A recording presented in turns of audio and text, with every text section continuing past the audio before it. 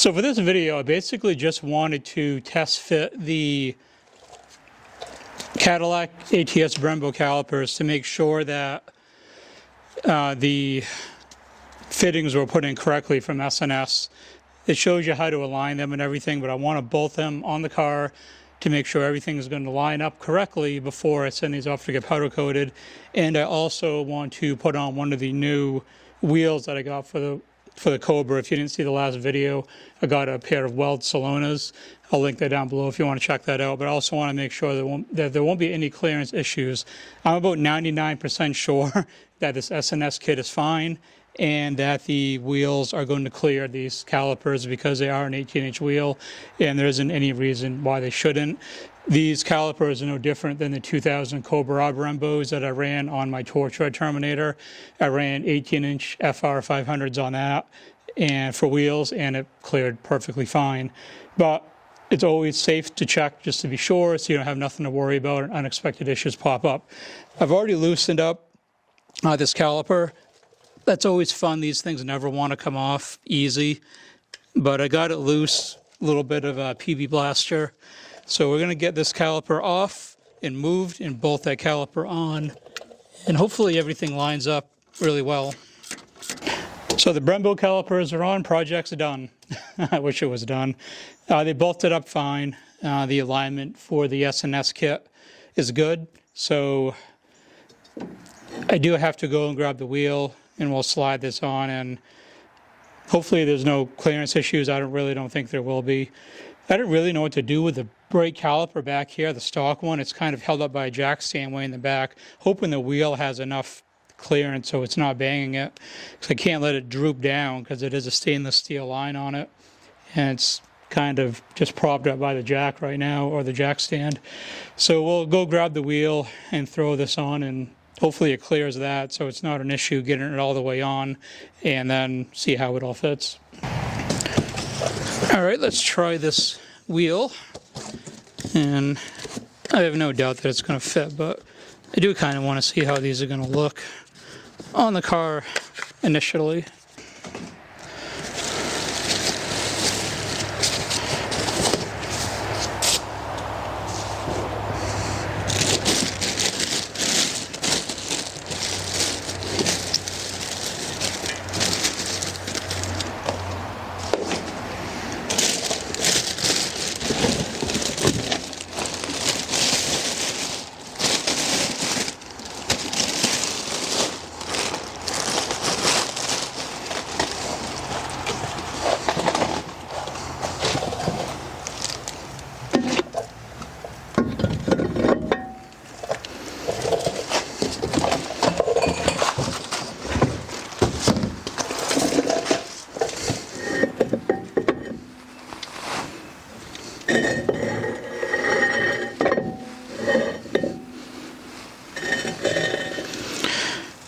A little bit of grinding you hear is just the rotor hitting the inside of the caliper.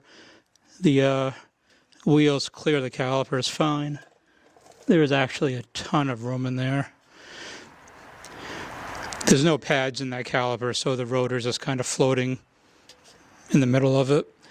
I'm going to bolt down that wheel, make sure these are all going to work fine.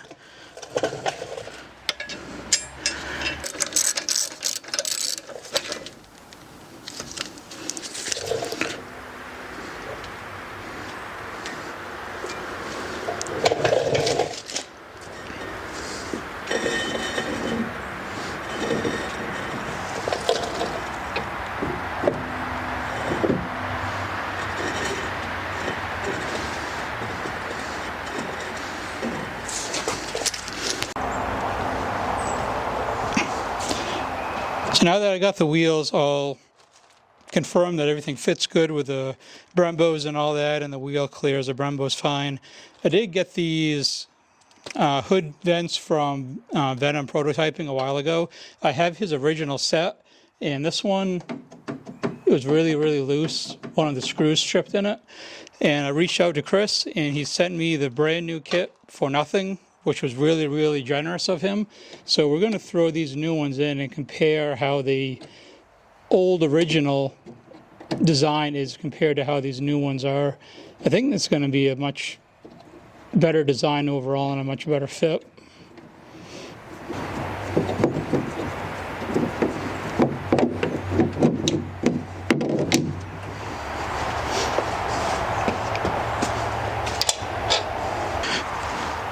Now, this is one thing that's definitely different. This is the old vent here, and the screw holes were drilled into the actual 3D printed piece, and it threaded into that. These new ones here have a brass insert in there, so it should be a lot more secure and less likely to strip, which is what happened on the original one that I had. The screw that goes into it did strip it out. And different hardware. These are screws instead of the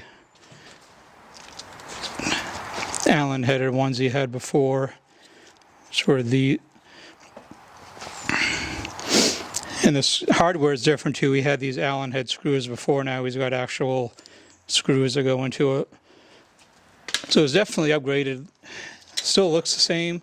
Still, same 3D print, but I think it's going to be able to be held on much easier than it was before and much more secure.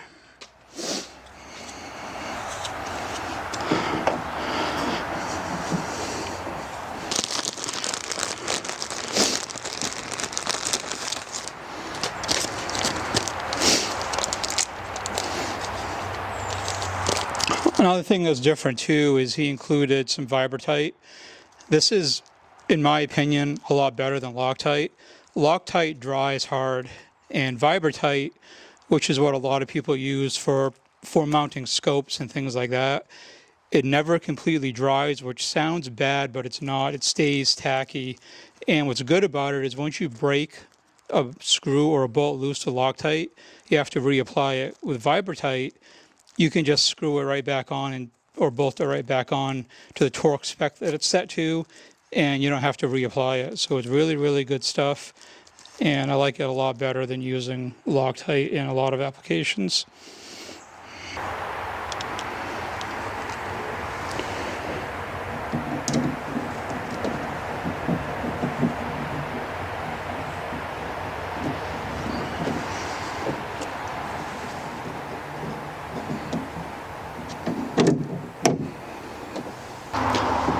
So both vents are in. I only dropped one screw, surprisingly, and out of all the places for this stupid thing to fall, it ended up underneath the battery tray. So I had to pull the battery out, pull the tray out, and found it underneath there. But I think these vents will be a lot better than his original design. These screws with the brass inserts in the vent, I think is a much better design. So I shouldn't have any issues with these as I did with the last set.